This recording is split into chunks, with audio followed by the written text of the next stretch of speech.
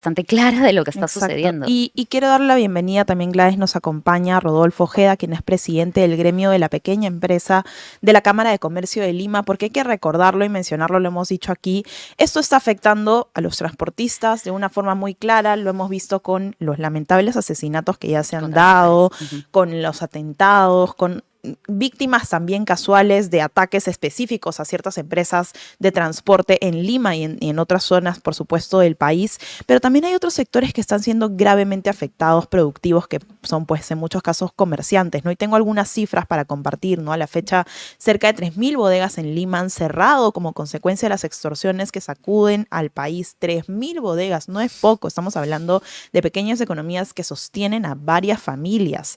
Y también tenemos algunos otros datos como que, por ejemplo, ¿no? El Instituto Peruano de Economía ha proyectado que la criminalidad le cuesta más o menos un 3% del PBI al Perú, ¿no? Esto con datos del Banco Interamericano de Desarrollo. Estamos hablando de más de 8.000 millones de dólares, ¿no? Mucho más, o sea, y bueno, aquí, pues, Gladys, vamos a ver finalmente cómo también lo están viviendo en carne propia, ¿no? Los mismos comerciantes. Señor Ojeda, muy buenos días y muchísimas gracias por la conexión esta mañana.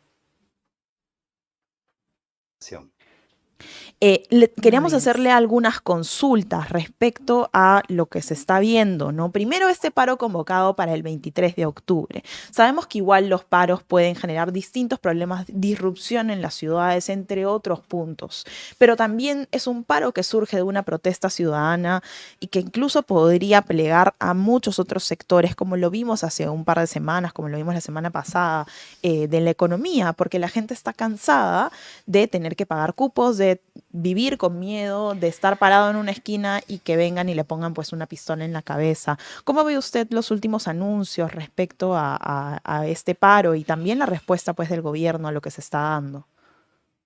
Bueno, pienso que el gobierno no puede estar de espaldas a esta situación, el clamor que pide la ciudadanía y sobre todo, pues, los pequeños y medianos empresarios, ¿no? Que están sufriendo en carne propia esta situación de extorsión y de la delincuencia, que esto afecta al desarrollo del país. Esas cifras que has manifestado son alarmantes, o sea, Sí. realmente nos cuesta un 3% del PBI el tema de la delincuencia, ¿no? Y las extorsiones. ¿Desde cuándo, señor Ojeda, las pequeñas empresas han empezado a reportar que son víctimas de extorsiones, de cobro de cupos? ¿Cuándo ha empezado, digamos, esto a llamarles la atención a ustedes como gremio? Ujú. Bueno, esto ya hace cuestión de 3 años ya se veía un indicio, pero esto cada vez se ha estado incrementando mucho más, que para nosotros prácticamente ya fue una alerta hace 2 años. Y el último año ya tuvimos que reunirnos con autoridades de la policía, de la DININCRI, con los altos mandos, para ver cómo poder solucionar. Entonces ellos tienen una zona de evaluación y nos indicaron que muy probablemente la delincuencia iba a migrar a otros distritos como por ejemplo Surco, San Borja, Miraflores, ¿no? Entonces, y también que se iba a incentivar esto, iba a crecer hacia los pequeños y medianos empresas de esas zonas, ¿no? Entonces, y estamos viendo en las noticias que esto se está incrementando y está saliendo fuera de control. Y esto afecta realmente al desarrollo del país y a la generación de puestos de trabajo y a una vida tranquila y el desarrollo que necesitan los pequeños y medianos. Usted nos está diciendo, en resumen, que en los últimos 3 años ya se sabía que las pequeñas empresas estaban siendo víctimas de cobro de cupos y que ya se anunciaba que esto podía extenderse a otros distritos. No es una situación que ha aparecido de la noche a la mañana. En este contexto, ¿usted cree que están haciendo algo para atender la preocupación de los miles de pequeños empresarios que dependen de negocios? Hablamos de negocios familiares en algunos casos. Claro, porque lo visible es que en realidad no se ha hecho nada y que se ha dejado crecer este problema, ¿no? Así es. Realmente todo muestra que no se ha hecho el trabajo adecuado. Realmente se sabe que en las calles se necesitan más o menos como 50,000 efectivos, ¿no? O sea, estamos con déficit policial, pero sobre todo se tiene que trabajar con un servicio de inteligencia. Se tiene que articular todo, se tiene que trabajar, por ejemplo, a nivel de gobiernos locales, con los alcaldes, todos los, digamos, las videocámaras que hay tienen que estar de alguna manera en un sistema para hacer el seguimiento y de alguna manera también disipar. Esto se tiene que trabajar de una forma planificada y con un análisis muy inteligente. Es la única forma que yo veo. Y no se está haciendo de esa manera, por lo que podemos ver hasta el momento. No se está haciendo ese trabajo realmente. ¿Ustedes han evaluado tomar alguna medida de protesta ante esta situación? ¿Han evaluado sumarse a algún paro o realizar, no sé, algún plantón? ¿Tienen alguna acción específica planteada para poder hacer sentir su malestar por toda esta situación? Mira, nosotros, por ejemplo, como gremio de la Cámara de Comercio de Lima, hemos estado trabajando directamente con los altos mandos de la DININCRI para ver, por ejemplo, este logro que se ha llamado por ejemplo, que puedan llamar al 111, que es contra las extorsiones. Eso, digamos, hemos trabajado directamente con el gremio. Entonces, estamos trabajando directamente sobre eso. Ahora, otro tema que pudiéramos también incentivar es el botón de pánico. O sea, una situación en la que cualquier pequeño empresario esté siendo sujeto de extorsión o asalto, entonces recurre a eso y prácticamente la policía, Serenazgo tendrían que acudir. Eso también se está trabajando. Y la última opción que vemos, y sí está, digamos, porque hay muchos gremios que se están comunicando, es la posibilidad de pues, salir a las calles. Paralizar actividades, ¿no? Lo cual como empresarios no nos Claro. gusta, porque sabemos que paralizar al país no es la solución adecuada también, porque se necesita más bien trabajar más. Y lo que necesitamos nosotros es que el Estado y las Fuerzas Armadas, las Fuerzas Policiales garanticen ese trabajo que nosotros hacemos. Porque hay que recordar que las pequeñas y medianas empresas generan puestos de trabajo, aproximadamente 10 millones de puestos de trabajo en el país. Entonces, no se puede paralizar toda esa masa laboral, ¿no? Eso afecta al país enormemente.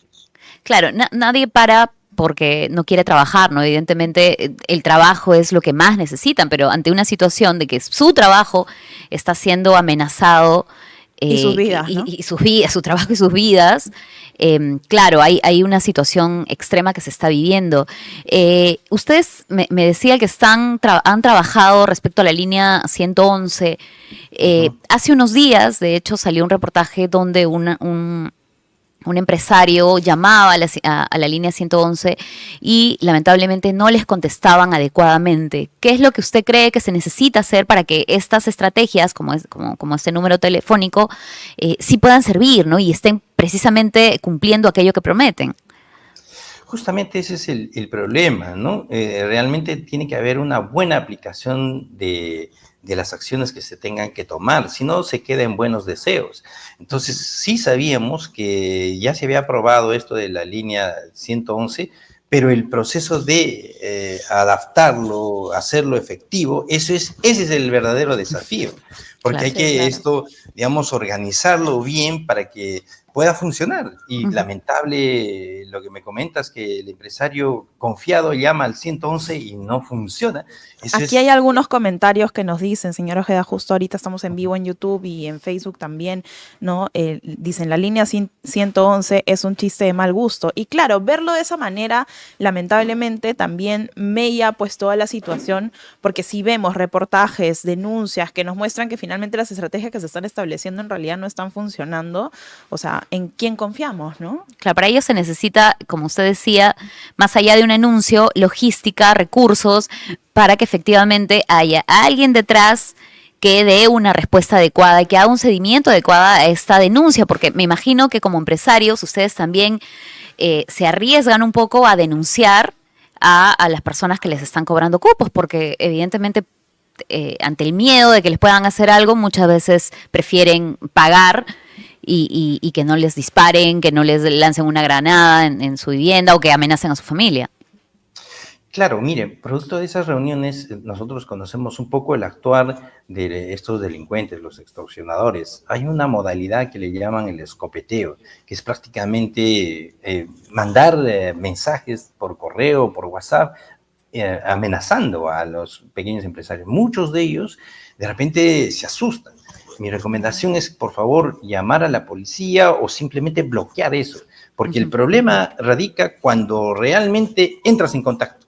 Muchas veces esos pequeños empresarios por ese temor entran en contacto y ahí es donde ellos comienzan a activar. Y tenemos que ser pues más solidarios, o sea, tenemos que ver no un problema de cada pequeño empresario, sino de nuestra comunidad. Tenemos que ver la forma cómo se puede trabajar y apoyar todos en estos sistemas. Nosotros mismos tenemos que colaborar de alguna manera para que esto, digamos, salga adelante, porque mañana es nuestro vecino, nuestro amigo, y pronto podemos ser nosotros, y no podemos ser tampoco indiferentes en esa situación. ¿Puede reiterar cuáles son las recomendaciones que usted y en conversación con inteligencia de la policía han considerado que debe hacer un pequeño empresario, una persona en general que recibe uno de estos mensajes amenazantes? ¿Cuáles son los pasos a seguir para evitar caer en estas redes de cobro de cupos? Bueno, el primer paso, sobre todo para este método del escopeteo que, digamos, lo hacen los delincuentes, es simplemente ignorar. O sea, ese es el primer paso. Bloquear los números, no responder. Bloquearlos, no responder. Y denunciar también, me imagino, en ese momento. Mira, muchas veces, digamos, si fuera una persona, digamos, de buen vivir, una persona inteligente, obviamente no necesitaría acudir a la delincuencia, ¿no? Lo hace de una forma, digamos, en forma masiva. El problema es que tira la malla y hay algunos que caen. Y los que caen, ahí es donde les hace el seguimiento. Muchas veces los empresarios que vemos en las noticias son empresarios que ya cayeron, ya estaban pagando el cupo, y el extorsionador nunca te va a decir, pues, oye, este es el monto, cada vez te va subiendo, te va subiendo, te va subiendo. Esa es la estrategia finalmente de intimidación y de sacar más dinero. Por supuesto, entonces ellos, puedes mandar inclusive tu negocio a la quiebra y a ellos no les importa, simplemente van a continuar, ¿no? Entonces, la recomendación es simplemente ignorarle a ese tipo de mensajes, y si esto persiste, bueno, acudir pues a las instancias policiales para poder y cuidarnos. No nos queda otra alternativa de ser mucho más cautelosos. Eso realmente afecta el desarrollo de un empresario, porque tiene que incrementar sus costos en un promedio de más o menos 5% hasta 10% en temas de seguridad, cosa que antes no lo hacía. Hoy día tiene que ver, digamos, contratar un guachimán, una persona de seguridad, o de repente cámaras en su negocio, tiene que poner un software adecuado. Entonces, eso incrementa los costos y al final afecta en su rentabilidad de los pequeños, que ya está, digamos, al límite. Y, señor Ojeda, ya para ir cerrando también con usted, la nula presencia, mejor dicho, de la presidenta Dina Boluarte ha dejado más que indignado, pues, en general a la población en toda esta situación. La presidenta salió hace casi un mes, ¿no?, a dar un mensaje a la nación cuando le negaron el viaje a Nueva York para la reunión con las Naciones Unidas, pero no ha tenido la misma contundencia ni el interés, al parecer, de dar un mensaje a la nación o de decir algo de forma más como precisa, ¿no? Porque se la ha visto en algunos eventos, pero no la hemos visto activamente condenando la situación, estando en operativos, estando presente en las conferencias de consejos de ministros, respondiéndole a la prensa, ¿no? Responde a la prensa hace más de 100 días, ya me parece que superó incluso la cuenta, le ha respondido a la prensa creo apenas unas 2 o 3 veces este año. ¿Cómo ven ustedes la respuesta de la mandataria? ¿Cómo en general califican en lo que viene haciendo la presidenta Boluarte? Más allá de que entiendo tienen ciertas reuniones con Dirincre y con otras instituciones que dependen del Ejecutivo, en sí la presidenta, ¿está haciendo un buen trabajo? Bueno, mira, es una realidad que no se puede negar, ¿no? De repente la presidenta puede tener buenas intenciones, pero no sabe encaminarlo, le falta liderazgo, eso es obvio, porque no puede pues, un líder, digamos, de un país cerrar la comunicación con el periodismo. O sea, eso tiene que estar en comunicación, y hay situaciones incómodas, pero las tiene que saber llevar.